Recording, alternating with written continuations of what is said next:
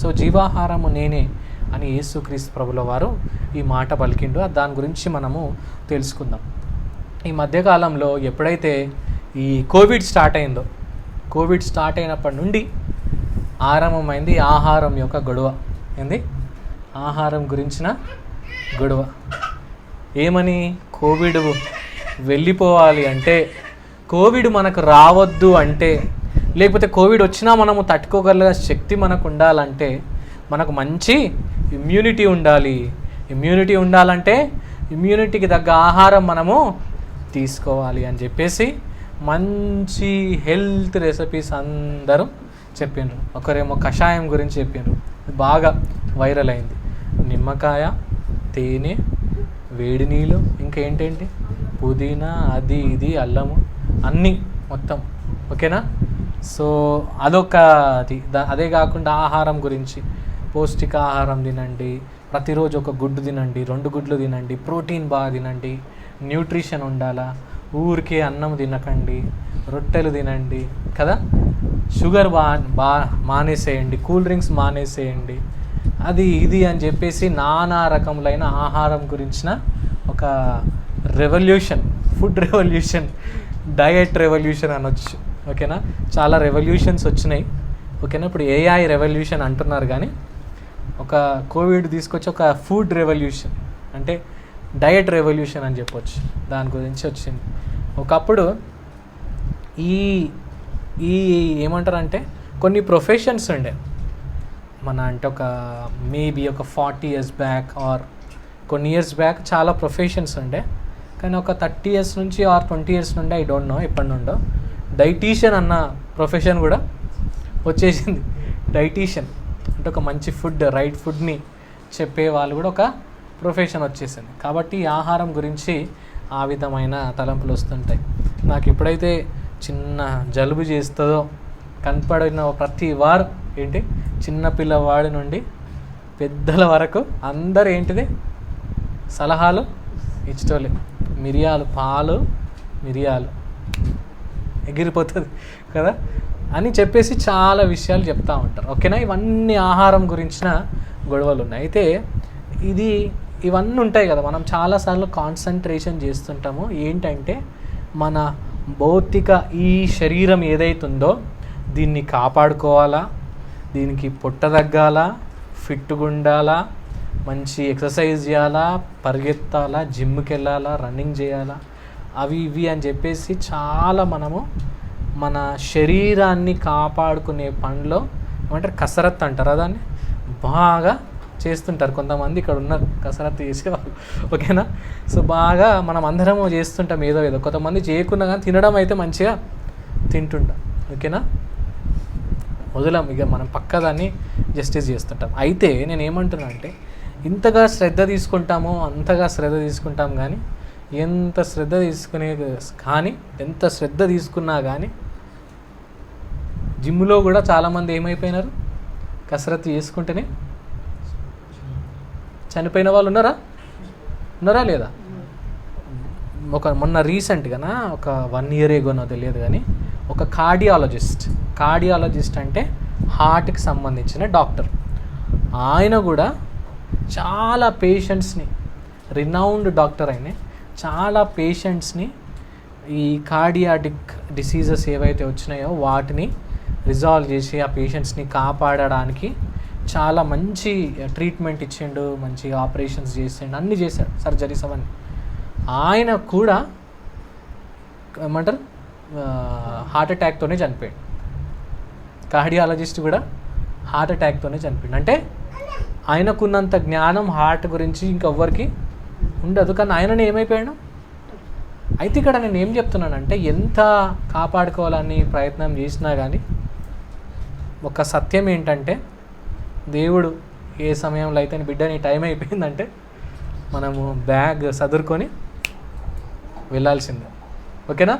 కాబట్టి ఇది భౌతిక సంబంధించింది కదా. మనం ఎంత చేసినా కానీ అంతే. నేను ఎవరిని డిస్కరేజ్ చేయట్లేదు, కాకపోతే మన ఎఫర్ట్స్ మనం చేయాలి, మనం కాపాడుకోవాలి, మనం ఫిట్గా ఉండాలి, తినాలి, రైట్ ఫుడ్. ఎస్, నేను కూడా నమ్ముతా, రైట్ ఫుడ్ ఉండాలా, మంచి ఎక్సర్సైజ్ చేయాలా, ఓకే. కానీ ఇక్కడ వాక్యంలో ఈరోజు మనం తెలుసుకోవాల్సిన సత్యం ఏంటంటే, మన శరీరానికి ఎంత సమయము, ఎంత ఆలోచన, ఎంత మైండ్, ఎన్ని సలహాలు తీసుకుంటూ మనము అంత కాపాడుకోవాలనుకుంటామో శరీరాన్ని, అంత శ్రద్ధ మన ఆత్మీయమైన జీవితం పైన ఉందా? మన ఆత్మల పైన ఉందా?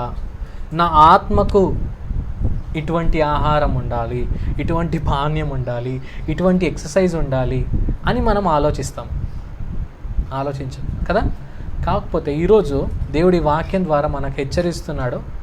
ఈరోజు జీవాహారము నేనే అని చెప్తూ ఏమంటున్నాడంటే, ఆయననే మనకు ఒక స్పిరిచువల్ ఇమ్యూనిటీ, ఒక స్పిరిచువల్ ఎనర్జీ, స్పిరిచువల్ లైఫ్ మనకి ఇవ్వబోతున్నాడు. సో ఆ విషయాలు మనము ఈరోజు ఈ లేఖనం ద్వారా మనము తెలుసుకుందాం. ఓకేనా? ఇక్కడ ఏమంటున్నాడంటే 26వ వచనంలో 26వ వచనం నుండి మనం చదివితే అక్కడ ఏమని ఉంటున్నాడంటే, యేసుక్రీస్తు దగ్గరికి అక్కడ ఎవరు వస్తారు?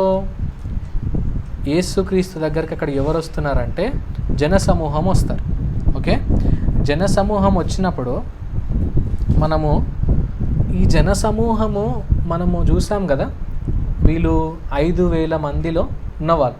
5 రొట్టెలు 2 చేపలు యేసుక్రీస్తు ప్రభుల వారు అందరికీ పంచాడు. వాళ్ళ భౌతిక శరీర సంబంధమైన విషయాలను గ్రహించి, అయ్యో నా బిడ్డలు వాక్యాన్ని వినడానికి వచ్చారు కానీ తినడానికి వాళ్ళకి ఆహారం లేదు, వారికి ఆహారం ఖచ్చితంగా పెట్టాలని అక్కడ అద్భుతం చేశాడు.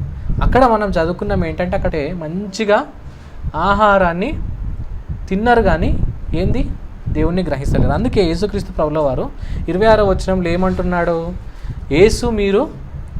యేసు అంటున్నాడు ఈ మాట, మీరు సూచనలను చూచుట వలన కాదు కానీ రొట్టెలు భుజించి తృప్తి పొందుట వలననే నన్ను వెదుకుచున్నారని మీతో నిశ్చయంగా చెప్పుచున్నాను. సో ఇక్కడ మనకి ఏమంటున్నాడు యేసుక్రీస్తు ప్రభుల వారు? ఆయన దగ్గరికి పెద్ద జన సమూహం వస్తున్నది. చూడండి ఎంత మంచిగా ఉందో జన సమూహం. మన దగ్గర ఉన్నది ఒక చిన్న సమూహం. ఆ జన సమూహాన్ని చూడగానే ఎవరైనా మురిసిపోతుంటాం, అరే నా దగ్గరికి ఇంతమంది వస్తున్నారు. కానీ దేవుడు సమూహాన్ని చూసే దేవుడు కాదు. హల్లెలూయా. దేవుడు సమూహాన్ని చూసే దేవుడు కాదు. మన దేవుడు ఎవరు? హృదయాలను చూసేవాడు, హృదయాలను పరిశీలించేవాడు, ఉద్దేశాలను గ్రహించే దేవుడు. హల్లెలూయా. సో కాబట్టి వారి ఉద్దేశాలను గ్రహించి ఏమంటున్నాడు? ఇంతమంది వస్తే 5,000 మంది కాదు, అది 5,000 మంది ఉట్టి పురుషులు స్త్రీలు అందరు కలిపితే, పిల్లలు కలిపితే 10,000 మంది దాకా ఉండొచ్చు. అంతమంది వస్తే వాళ్ళని ఏమంటున్నాడు? అందరిని అంటున్నాడు, మీరు రొట్టెలు భుజించాలని వస్తున్నారు తప్ప, దాన్ని భుజించి తృప్తి పొందాలని వస్తున్నారు తప్ప, మీరు సూచనలను చూచట వలన వస్తలేరు, ఈ సూచనలను గ్రహిస్తలేరు. అంటే దీని అర్థం ఏంది? 5,000 మందికి 5 రొట్టెలు 2 చేపలు పంచడం ఏంది? ఇది మేము ఎప్పుడు వినలేదు, చూడలేదు. ఇది దేనికి సూచిస్తున్నది? ఈ కార్యము దేనికి సూచిస్తున్నది? ఈయన ఎవరని సూచిస్తున్నది? ఆ సూచనలను గ్రహించడము లేదు. యేసయ్య ఎవరో కాదు, మెస్సయ్య. మరి ప్రవక్తలు చెప్పబడిన క్రీస్తు ఈయనే, మా రక్షకుడు ఈయననే అని ఆ సూచనలను వీరు గ్రహించడము లేదు. కానీ ఏం చూస్తున్నారు? మాకు ఏమి దొరుకుతుందనే ఇక్కడ చూస్తూ ఉన్నారు. రొట్టెలు భుజించాలని వస్తున్నారు. అంటే ఇక్కడ కూడా వాళ్ళకి ఎటువంటి ఆకలి ఉన్నది? శరీర సంబంధమైన ఆకలి ఉన్నది. ఇంకొక ఆకలి ఏమున్నది తెలుసా? వాళ్ళకొక రాజకీయపరమైన ఆకలి ఉన్నది, ఇంకొకటి ఆర్థికపరమైన ఆకలి కూడా ఉన్నది. ఒకసారి మనం చదువుకుందాము ఆ మాట. 15వ వచనం చదవండి, అదే అధ్యాయంలో 14వ వచనం నుండి చదవండి.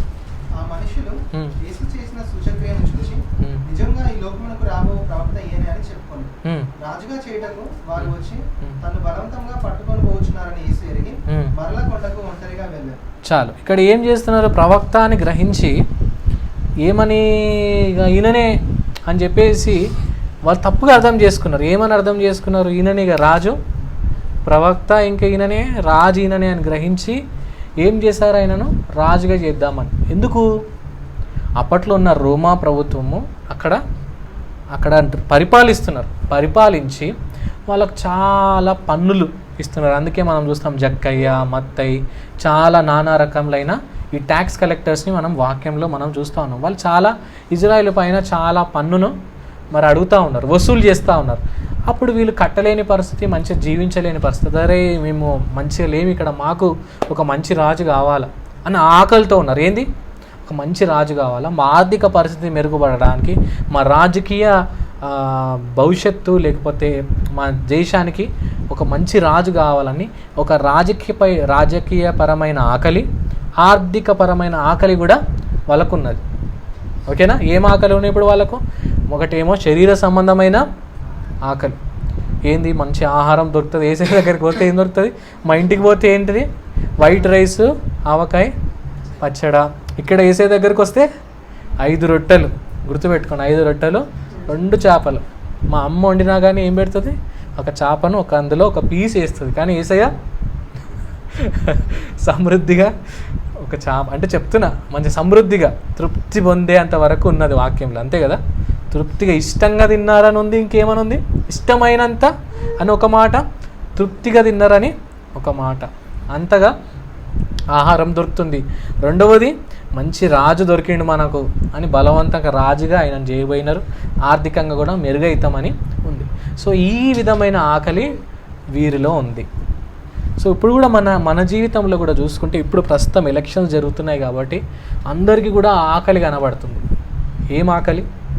మాకు మంచి రాజకీయ ఈయన వద్దు, ఇప్పుడు వీళ్ళంతా క్రీస్తు విరుద్ధం, ఆయన మాకు ఆయన కావాలని ఈ భౌతికంగా ఉండే రాజులపైన దృష్టి వెళ్ళిపోతున్నది, నాయకులపైన దృష్టి వెళ్ళిపోయి నాకు ఈయనొద్దు, ఆయనొద్దు ఈయన కావాలా అని చెప్పేసి ఆయన ఉంటే మంచిది కాదు, ఉండొద్దు అని చెప్తున్నారు. కొంతమంది అయితే నేను వాక్యం చూసిన ఒక బోధకుడు అయితే ప్రవచనాలు చేస్తూ ఉన్నాడు. ఈయన ఉండడు, రాడు అని చెప్తా ఉన్నాడు. అలా మొన్న ఒక బోధకుడు కూడా ప్రవచించిండు, కేసీఆర్ రాడు, ఆ కేసీఆర్ వస్తాడు అనిసారి, ఆయననే వస్తాడు, కారే వస్తుంది అని చెప్పిండు. ఏమైపోయింది? వచ్చిందా? రాలేదు. మరి ఏమైపోయింది ఆయన ప్రవచనాలు? అంటే ఇక్కడ నేను ఏమంటున్నానంటే, ఆ ప్రవచనాలు చెప్తున్న దాంట్లో ఒక భయం కూడా కనిపిస్తుంది. ఆయన వస్తే, వాళ్ళు వస్తే మనకు మంచిగా ఉండదు, అది ఇదని కొంచెం ఆ భయం కూడా అందులో ఉన్నది. ఓకేనా? భయం ఉంటే ఉండనే కానీ దేవుని పేరట కొన్ని అబద్ధాలు చెప్పడం అనేది మంచిది కాదు. సో ఏమంటున్నానంటే, ఆ విధమైన అందరికీ ఆకలి ఉన్నది, రాజకీయపరమైన ఆకలి, ఆర్థికపరమైన ఆకలి, ఈ విధమైన ఆకలి. సో మనల్ని మనం కూడా పరిశీలించుకుందాం. మనకి ఎటువంటి ఆకలి ఉన్నది? ఎప్పుడు తిండిగోల, ఎప్పుడు మనకు మంచి ఆహారం, ఆర్థికమైన నా జీవితం ఎప్పుడు బాగుపడుతుంది, ఎప్పుడు డబ్బులు వస్తాయి, ఎప్పుడు డబ్బులు అని డబ్బుల పైననే ఉంటుంది. ఓకేనా? సో ఈరోజు దేవుడు మనల్ని పరిశీలిస్తున్నాడు. అందుకే దేవుడు ఇక్కడ మొత్తం ఒక ఆన్సర్ చెప్పేస్తున్నాడు అందరికీ. క్షేమైన ఆహారం కొరకు కష్టపడకూడదు అని చెప్తున్నాడు. హల్లెలూయా. సో ఇక్కడ యేసుక్రీస్తు, నేను మీరు సూచనలను చూచటం వలన కాదు కానీ రొట్టెలను భుజించటం వలన తృప్తి పొందటం వలననే నన్ను వెతుకుచున్నారని మీతో నిశ్చయంగా చెప్తున్నాను. నిశ్చయంగా అంటున్నాడు, నిశ్చయంగా. సో నిశ్చయంగా అంటే బల్లగొద్ది చెప్తున్నాడు. ఓకేనా? పక్కాగా, ఇంకేం లేదు, ఇంకా అందులో సవాలే లేదు, అంతే అని. ఒకవేళ ఈరోజు నీ గురించి నా గురించి ఇట్లా బల్లగొద్ది దేవుడు చెప్తే ఏం చెప్తాడు? నిశ్చయంగా నువ్వు చర్చికి ఈరోజు ఎందుకు వచ్చినావు అంటే ఇందుకే, నువ్వు నన్ను ఎందుకు వెతుకుతున్నావు అంటే ఇందుకే, నన్ను ఎందుకు నమ్ముతున్నావు అంటే ఇందుకే అని ఏం చెప్తాడు దేవుడు? నిశ్చయంగా అని. సో నిశ్చయంగా ఎందుకు దేవుడు చెప్తాడంటే, చాలా ఇక్కడ మనము చదువుకున్నాము, ఒక వాక్యం చదువుకున్నాం కదా 2వ అధ్యాయంలో. ఏమని? ఆయనకంట, యేసుక్రీస్తు ప్రభుల వారికంట ఒకరు వచ్చి చెప్పే అవసరం లేదంట. ఏమని? ఈయన ఫలానా వాడు, ఈయన ప్రవర్తన ఇటువంటిది అని చెప్పే అవసరం లేదంట. అంటే దేవునికి ముందే తెలుసంట యేసుక్రీస్తుకి. ఓకేనా?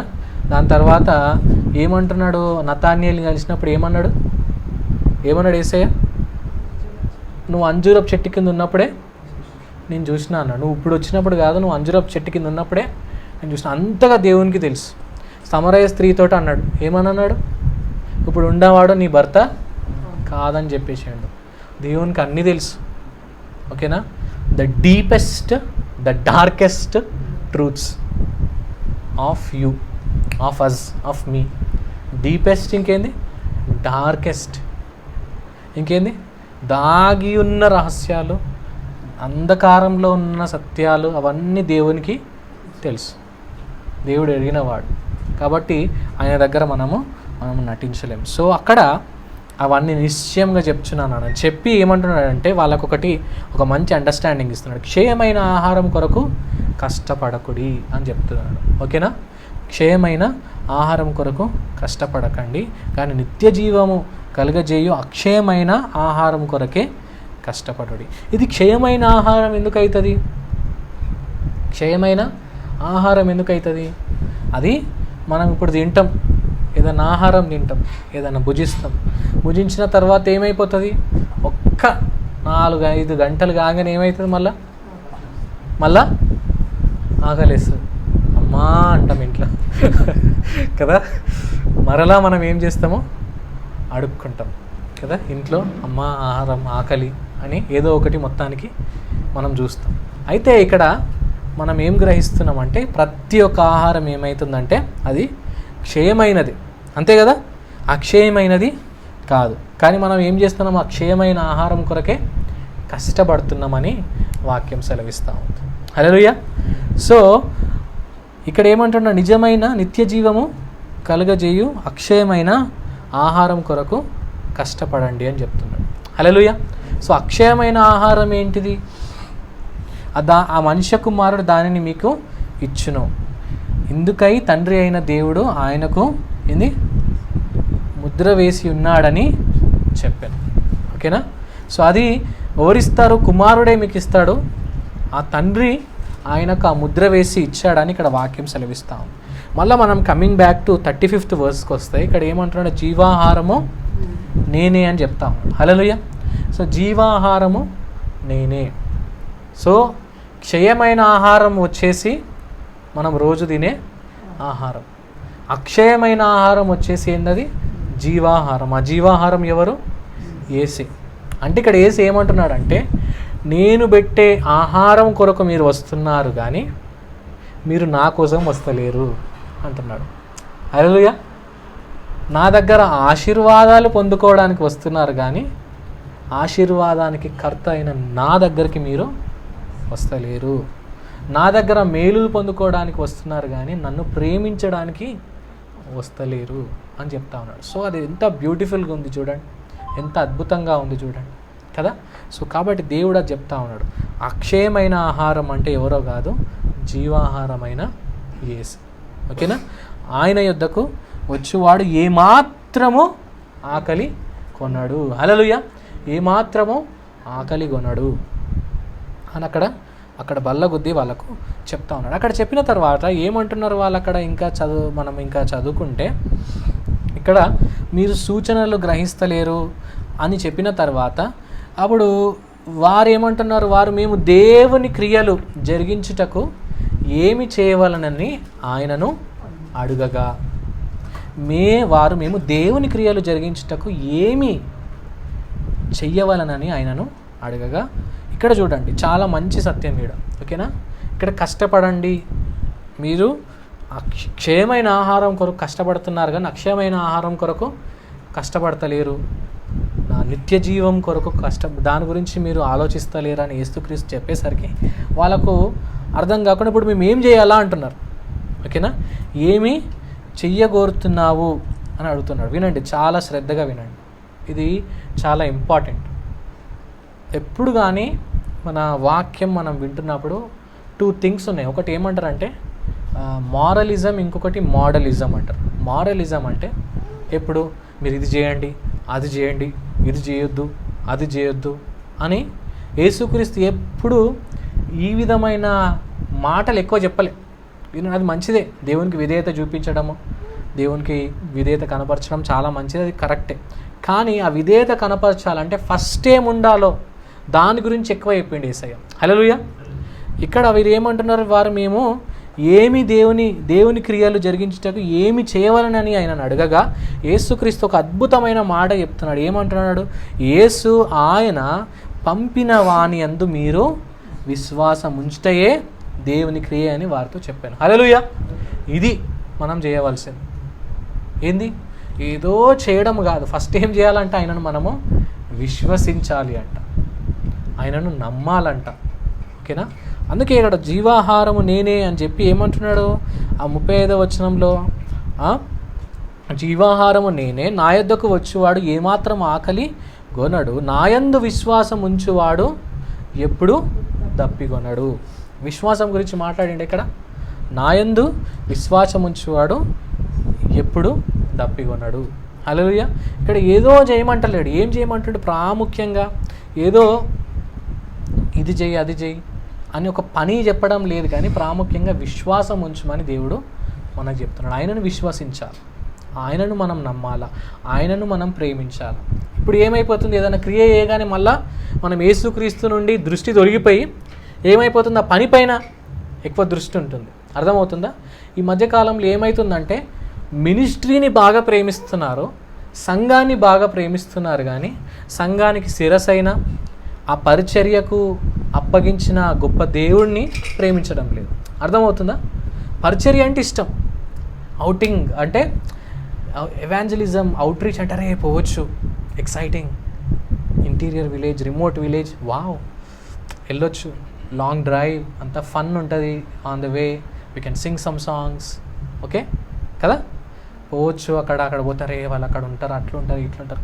ఇదంతా అది దేవుని ప్రేమతో వచ్చిన ఆసక్త, లేకపోతే ఒక అడ్వెంచరస్ ఏమంటారు ఆలోచన అంటే అడ్వెంచర్ చేయడానికి మనం వెళ్తున్నాము. అది మనం పరిశీలించుకోవాలి ప్రతిసారి కదా. కొన్నిసార్లు ఏమైపోతుందంటే మనం ఆ మినిస్ట్రీని బాగా ప్రేమిస్తాము, ఆ క్రియను బాగా ప్రేమిస్తాం, కానీ యేసుక్రీస్తును ప్రేమించాం. అందుకే యేసుక్రీస్తు ఇక్కడ వాళ్ళ డిస్ట్రాక్ట్ అవుతున్నారు కాబట్టి వాళ్ళకి చెప్తా ఉన్నాడు, మీరు నన్ను విశ్వసించండి, నన్ను ప్రేమించండి. ఓకేనా? నా మీద విశ్వాసం చూపించండి. ఎందుకంటే క్రియ చేసేవాడని నేను. ఏంటిది? క్రియ చేసేవాడని నేను. మీ యొక్క ఆత్మీయ ఆహారాన్ని తృప్తిపరచాలంటే ఆ సిలువ పైన వెళ్ళి వేలాడి మీ కొరకు రక్తాన్ని ధారపోసి నా శరీరాన్ని విలగొట్టుకొని నా శరీరమే అప్పుడు మీకు ఏమవుతుంది? ఒక ఆహారంగా మారిపోతుంది. అప్పుడు మీకు రక్షణ వస్తుంది. క్రియ చేయువాడను నేనే. మీరు ఏం చేయాలో ఊరికే ఉండి నన్ను విశ్వసించాలని దేవుడు చెప్తా ఉన్నాడు. Hallelujah. So this is what very important. Sometimes obedience is very easy, faith, trust is very difficult. అంటే కొన్నిసార్లు విధేయత చూపించడం ఈజీ, ఈ పులిపిడి తీసి లోపల పెట్టడమో, లేకపోతే ఈ కార్పెట్లన్నీ తీయడమో, లేకపోతే క్లీనింగ్ చేయడం, చిన్న చిన్న పనులు చెప్తున్నా మామూలుగా ఇక్కడ ఉన్నాయి, అవి చేయడం, ఇవి చేయడం, వాయిద్యాలు వాయించడం, ఇవన్నీ పనులు అన్నీ చేయడం చాలా ఈజీ. కానీ విశ్వసించడం అన్ని సమయాలందు ప్రతి పరిస్థితి వచ్చినప్పుడు మన దృష్టి అంతా దేవుని వైపే వెళ్ళిపోతుందా? అయ్యో, లేకపోతే భౌతికమైన వ్యక్తులపైన, వేరే విషయాలపైన వెళ్ళిపోతుందా? కాబట్టి కొన్నిసార్లు obedience is very easy, but trust is very difficult. అది దేవుడు మన నుండి ఆశిస్తున్నాడు, అది దేవుడు మన నుండి కోరుతున్నాడు. కాబట్టి ఇక్కడ ఆ విషయాలు చెప్తున్నాడు. అందుకు వీళ్ళు ఏమంటున్నారు? దాని తర్వాత ఇక్కడ మరలా వీళ్ళు తప్పిపోయి దృష్టి తొలగి ఏమంటున్నారు? యేసు ఇక్కడ చదవండి, వారు అట్లయితే మేము చూచి నిన్ను విశ్వసించుటకు నువ్వు ఏ సూచక క్రియ చేయుచున్నావు, ఏమి జరిగించుచున్నావు? భుజించుటకు పరలోకము నుండి ఆయన ఆహారము వారికి అనుగ్రహించను అని రాయబడినట్టు మన పితరులు అరణ్యములో మన్నాను భుజించారని ఆయనతో చెప్పిరి. ఏమని చెప్తున్నప్పుడు వాక్యమే బోధిస్తున్నారు. యేసయ్యకే వాక్యం బోధించే గొప్ప ఇక్కడ సమూహం ఇక్కడ ఉన్నది. ఏమంటున్నారంటే, సరే నిన్ను విశ్వసించాలంటే ఇప్పుడు ఏం చేయాలంట? ఒక సూచక క్రియ చేయమంటున్నారు. ఈ 5,000 మందికి 5 రొట్టెలు 2 చేపలు అనుగ్రహించడం అది సూచక క్రియ కాదంట. ఏంటిది? 5,000 మందికి 5,000 మంది పురుషులే, వారికి 5 రొట్టెలు 2 చేపలు ఆల్రెడీ తిని తృప్తి పొంది అంతా ఫిల్ అయినాక కూడా ఏందంట వీళ్ళు ఏమంటున్నారు, వాళ్ళకి అది సూచన కాదంట, అది మనకి ఇంకొక సూచక క్రియ కావాలంట. సూచక క్రియ కావాలని ఏమంటున్నారు, మాకు అయితే మా పితరులు అయితే ఏం చేశారంట, ఎక్కడి నుండి వచ్చిందంట వారికి, ఆకాశం నుండి వారికి ఏమొచ్చిందంట, మన్నా వచ్చిందంట, వారికి మన్నా వచ్చిందంట.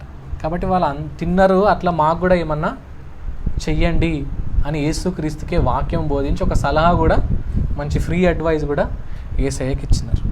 ఇచ్చిన తర్వాత అప్పుడు యేసయ్య ఏమంటున్నాడు, కాబట్టి యేసు పరలోకం నుండి వచ్చు ఆహారము మోషే మీకు ఇవ్వలేదు, నా తండ్రియే పరలోకం నుండి వచ్చు నిజమైన ఆహారము మీకు అనుగ్రహించుచున్నాడు.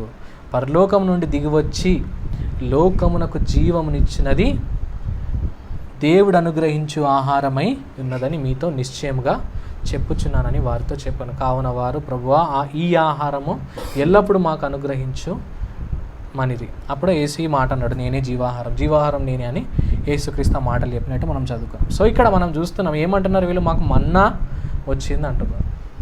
ఒకసారి మనం ఈ మన్నా గురించి మనము తెలుసుకుందాం, ఓకేనా. మన్నా తిన్న తర్వాత వీళ్ళు ఏం చేశారు వాక్యంలో ఒకసారి చదువుకుందామా.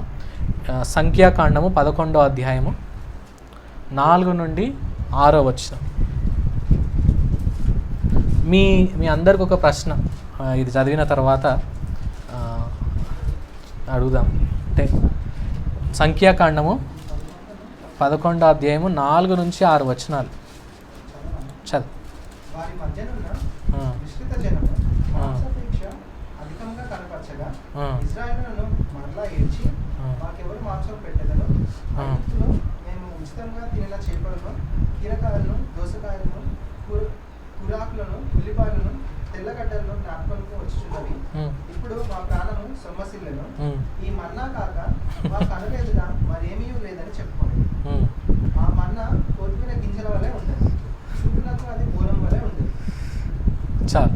ఇక్కడ ఏమైపోయిందంట, ఇజ్రాయేల్ వాళ్ళు ఇప్పుడున్న ఏమంటున్నారు, ఆ జనరేషన్ యేసయ్యతో మాట్లాడుతున్న జనరేషన్ ఏమని మాట్లాడుతున్నారు మన్నా గురించి. మా పితరులు అయితే ఏం తిన్నారు, మన్నా తిన్నారు. ఇజ్రాయేళ్లకు ఫేవరెట్ ఫుడ్ ఏంది మీది అంటే బహుశా మన్నానే అంటారు. మా పితరులు తిన్న ఫుడ్ అయితే, బెస్ట్ ఫుడ్ అయితే మాకు మన్నా దొరికింది, ఈ ప్రపంచంలో ఇది ఎవ్వడు తినలేదు కావచ్చు, అటువంటి ఆహారం మేము తిన్నామని గొప్పగా చెప్పుకునే ధన్యత దేవుడు వారికి ఇచ్చాడు కదా. సో ఆ విధంగా యేసుక్రీస్తు కాలంలో అంటే యేసుక్రీస్తు ఆ సమయంలో ఉన్నప్పుడు మా పితరులు అయితే మన్నా తిన్నారు అన్నారు. కానీ ఆ పితరులు ఏం చేశారంట, తిని మన్నాను తిని ఏమంటున్నారంట, ఇప్పుడు వారికి ఏమైపోయిందంట, మాకు ఈ మన్నా మాకు పడతలేదు, ఇప్పుడు మాకు ఇది మన్నా ఏమైందంట, బోరు కొట్టేసిందంట. బోరు కొట్టేసి ఏం కావాలంటే ఇప్పుడు వాళ్ళకు ఐగుప్తులు ఏందంట, అంధకారంలో ఉన్నప్పుడు, చీకటిలో ఉన్నప్పుడు, బంధకాలలో ఉన్నప్పుడు, బానిసలుగా ఉన్నప్పుడు ఏ ఆహారం అయితే తృప్తికరంగా కూడా తినలేకుండా అంత మాత్రమే పెడుతున్న ఆహారం ఏదైతే ఉందో ఆ ఆహారాన్ని వీళ్ళు ఏం చేస్తున్నారంట, ఘనపరుస్తున్నారు. జ్ఞాపకం చేసుకొని ఆ ఆహారం అయితే మాకు బాగుంటుంది అని చెప్తున్నారంట. ఇక్కడ కూడా ఫ్రీ అడ్వైజ్ ఇస్తున్నారు. అక్కడ ఫ్రీ అడ్వైజ్ ఇచ్చారు యేసయ్యకు, ఇక్కడ కూడా మన్నా తిన్న వాళ్ళు కూడా ఫ్రీ అడ్వైజ్ ఇస్తారు. అంటే ఇక్కడ ఏం చూస్తున్నాము, మన్నా కూడా క్షయమైనదే. హల్లెలూయా. మన్నా కూడా క్షయమైన ఆహారమే. అవును, అది దేవుడిచ్చిన ఆహారమే, కానీ అది జీవాహారము కాదు. హల్లెలూయా. అది జీవంతో కూడుకున్న ఆహారం కాదు, అది అర్థమవుతుందా. సో కాబట్టి ఇక్కడ యేసుక్రీస్తు చాలా అద్భుతంగా వారికి చెప్తా ఉన్నాడు. ఏమని, వారి నేత్రములు తెరిచి ఏమంటున్నాడు వారికి. ఇంకొక తర్వాత సంఖ్యాకాండంలో ఇంకా మనం చదువుకుంటే, ఇంకా తదుపరి వచనాలలో మనం చదువుకుంటే, ఇజ్రాయేల్ వారు ఇంత ఏడుస్తున్నందుకు, ఇంతగా వాళ్ళు చేస్తున్నందుకు 11వ అధ్యాయం 31, 34 వచనాలలో చదువుకుంటే వాళ్ళపైన ఒక తెగులు కూడా తీసుకొస్తాడు. వీరు మాట వింటలేరని ఒక తెగులు కూడా తీసుకొచ్చిన సందర్భం అక్కడ రాయబడి ఉంది. సంఖ్యాకాండం 11వ అధ్యాయం 31 నుంచి 34 వచనాల వరకు. సో ఇక్కడ మొత్తానికైతే యేసుక్రీస్తు వారిని ఏమని అంటున్నాడంటే, ఆ ఆకాశం నుండి మీరైతే అంటున్నారో అది పరలోకం నుండి రాలేదని చెప్తున్నాడు, అంతేనా? అక్కడ ఏమంటున్నాడు యేసుక్రీస్తు, అందుకు యేసు వారితో ఇట్లా ఏదది, కాబట్టి యేసు పరలోకం నుండి వచ్చు ఆహారము మోషే మీకు ఇవ్వలేదు. ఓకేనా? పరలోకం నుండి వచ్చిన ఆహారం అయితే మోషే మీకు ఇవ్వలేదు. ఆహారం అయితే మీకు దొరికింది, మన్నా అయితే దొరికింది, కానీ అది కూడా క్షయమైన ఆహారమే. అది తిన్న తర్వాత మరలా ఆకలి అయింది మీ పితరులకు కూడా, కానీ అది పరలోకం నుండి వచ్చిన ఆహారం కాదు. ఆకాశం నుండి వచ్చింది కానీ పరలోకం నుండి రాలేదు. అక్కడ ఏమని చెప్తున్నాడు? నా తండ్రి అని చెప్తున్నాడు. నా తండ్రియే పరలోకం నుండి వచ్చు నిజమైన ఆహారం మీకు అనుగ్రహించుచున్నాడు. పరలోకం నుండి దిగివచ్చి లోకమునకు జీవాహారం ఇచ్చినది దేవుడు అనుగ్రహించాను అని ఇక్కడ తన గురించి చెప్తున్నాడు. పరలోకం నుండి ఎవరు వచ్చినారు ఇప్పుడు ఇక్కడ? యేసయ్యనే. ఆకాశం నుండి వచ్చిన మన్నా గురించి మీరు ఇంత గొప్పగా చెప్పుకుంటున్నారు. యేసయ్య ఎక్కడి నుంచి వచ్చాడంట? పరలోకం నుండి వచ్చాడంట. వచ్చి నేను మీకు జీవాహారంగా ఉంటున్నాను, నేను మీకు ఆ యొక్క తృప్తిని ఇవ్వగలుగుతున్నానని చెప్తున్నాడు. తర్వాత మనం ఇంకా వేరే వచనాలలో కూడా మరలా దేవుడు ఇదే మాటలు చెప్తా ఉన్నాడు. ఒకసారి చదవండి యోహాను సువార్త 6వ అధ్యాయం 48వ వచనం.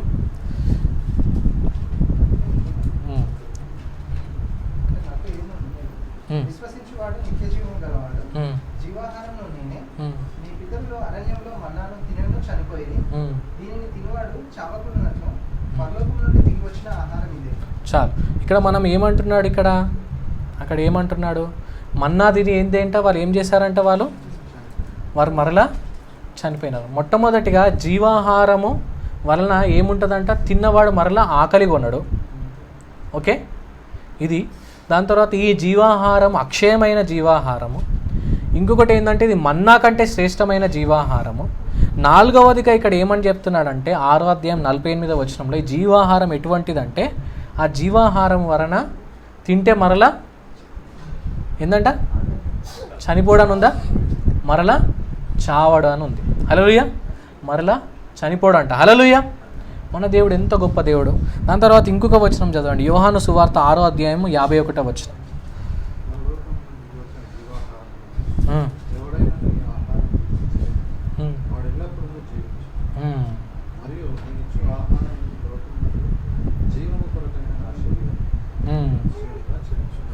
ఇక్కడ ఏమంటున్నాడు? ఈ ఆహారంకు నా శరీరమే ఆ ఆహారం అని చెప్తా ఉన్నాడు. ఇంకేమంటున్నాడు? ఆ జీవాహారం తినుకున్నవాడు చావాడు, కానీ ఏంటంటే వాడు నిత్యము జీవిస్తాడంట. నిత్య జీవము ఇచ్చేది ఆ జీవ ఆహారం. సో ఆ జీవాహారం గురించి మనం ఏం చేయాలంటే ఇక్కడ దేవుడు ఏం చేయమంటున్నాడు? మనము విశ్వసించాలి, నమ్మాలి. ఎవ్రీ డే మనం విశ్వసించాలి. విశ్వాసం అనేది కేవలము రక్షణ పొందుకుంటున్నప్పుడు, మన పాపాలు ఒప్పుకున్నప్పుడే ఆ ఒక్క మూమెంట్లోనే ఉన్న విశ్వాసం కాదు. విశ్వాసం అనేది ఎవ్రీ డే మన లైఫ్లో ఉండాలి. ప్రతి సిచ్యువేషన్లో మన లైఫ్లో ఉండాలి. ఏమని విశ్వసించాలంటే అవుట్కమ్ గురించి కాదు. మన విశ్వాసం అంటే మనం విశ్వసించి, దేవా నాకు విశ్వాసం ఉంది, నాకు అన్నీ మంచిగానే జరుగుతాయి, నాకు ఒక మంచి మేలు జరుగుతుంది, నాకు మంచి బ్లెస్సింగ్స్ వస్తాయి అని కాదు. బ్లెస్సింగ్స్ వచ్చినా రాకున్నా ప్రభా ఈ సమయంలో ఇంకను నువ్వు నా జీవితంలో జీవాహారమై ఉన్నావని నేను నమ్ముచున్నానని మన విశ్వాసాన్ని దేవునికి వ్యక్తం చేయాలి. హల్లెలూయా, హల్లెలూయా. సో మన దేవుడు ఇది మనకు మంచి లెసన్ మనకు నేర్పిస్తూ ఉన్నాడు. సాతానుడు కూడా ఈ భౌతికమైన ఆహారం గురించే యేసుక్రీస్తుని శోధించిండు. ఈ రాళ్ళను రొట్టెలుగా చేసుకొని తినమన్నాడు, కానీ చేసిండా యేసయ్య? చేయలేదు. అది క్షయమైన ఆహారం గురించి దేవుడు పట్టించుకోలేదు. దేవుడే మనకొక యేసుక్రీస్తు ఒక మంచి మాదిరి. మన దృష్టి అంతా ఎక్కువ ఈ క్షయమైన ఆహారం గురించి కాకుండా మనం అక్షయమైన ఆహారం గురించి, నిత్య జీవమైన ఆహారం గురించి, మన్నా కంటే శ్రేష్టమైన ఆహారమైన యేసుక్రీస్తు, మన జీవాహారమైన యేసుక్రీస్తుని మనం విశ్వసిద్దాం. ఆయన యందు మనం ఎదుగుదాం. మరి దేవుడి యొక్క వాక్యాన్ని దీవించి ఆస్వాదించునుగాక. ఆమేన్.